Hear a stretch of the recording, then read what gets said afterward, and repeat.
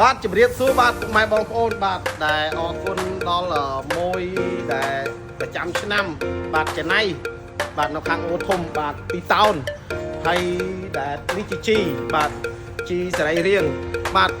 ចង់បញ្ជាក់ប្រាប់បងប្អូនចេះដែរថាជីសរីរាង្គរបស់ឌីប៉ូធាសុភីដែលប្រើរយៈប្រើមួយឆ្នាំ2ឆ្នាំទី3មិនបាច់ប្រើក៏បានដែរគឺជីឌីប៉ូធាសុភីនេះគឺល្អបាទអត់មានសារជាតិគីមីបាទហើយបងប្អូនអាចមករកទិញបានបាទជួយទិញបាននៅឌីប៉ូធាសុភីនៅកែបបួរ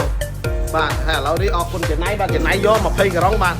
ព្រោះគាត់ធ្លាប់ដាក់ទៅបានល្អហ្នឹងហើយបងប្អូនដែលដាំពោតដាំដំឡូងដាំពៅដាំអីហ្នឹងត្រូវហ្មងអេមអូបាទអរគុណច្រើនបាទនេះចំណាយនេះដល់កន្លែងហ្មង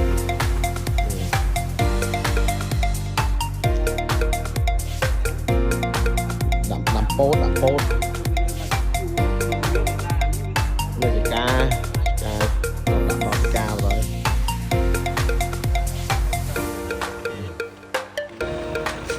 ហើយមិនធម្មតាទេណានេះដឹកជីមកស្ពានណាជ្រៅណាស់ជ្រៅណាស់នេះក្រោម